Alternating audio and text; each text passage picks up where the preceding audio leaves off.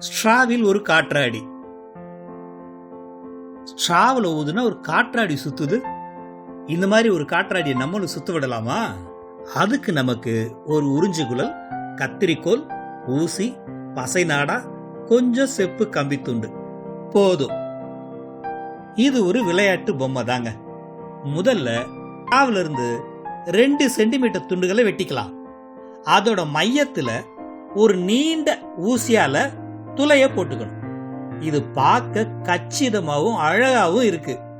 பிறகு ஒரு சின்ன செப்பு கம்பியை எடுத்துக்கிட்டு அதை ஊசி மேல 2-3 சுற்று சுற்றிக்கணும். செப்பு கம்பியை சுத்திய பிறகு மைய துளையில கம்பியோட மறுமுனையை விட்டு இழுக்கணும். கம்பி வளையம் ஒரு முடிச்சு மாதிரி இருக்கும். மற்றொரு வளையம் அல்லது முடிச்ச உருவாக்க ஊசியின் மேல கம்பிய மறுபடியும் ஒரு முறை சுத்தணும். 2 கம்பி சுழல்களுக்கு இடையில சிறிய கம்பி அச்சு மாதிரி இருக்கும். அதுல இந்த காற்றாடி சுழலணும். இப்போ நமக்கு இந்த காற்றாடி சுத்த தயாராயிருச்சு. இந்த நீண்ட ஸ்ட்ரால ஒரு சின்ன துளை போடணும். இந்த துளை வழியா நீண்ட செம்பு கம்பிய உள்ள விடணும்.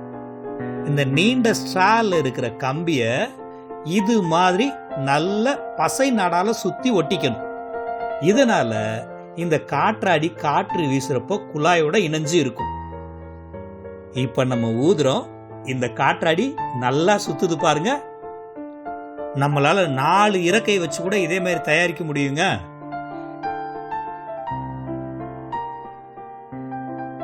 இதுக்கான தத்துவம் பெர்னோலிஸ் தத்துவம் தான். காற்றோட வேகம் அதிகரிக்கிறப்போ அங்கு குறைவான அழுத்தம் உருவாகுது. அழுத்தம் குறைகிறப்போ அதை சுற்றி இருக்கிற அதிக அழுத்தம் இருக்க பகுதிகள்ல இருந்து குறைவான அழுத்தம் இருக்க பகுதிக்கு காற்று வேகமா பாயுது. அந்த வேகமா பாயிற காத்து தான் நம்ம காற்றாடியை சுழல வைக்குது.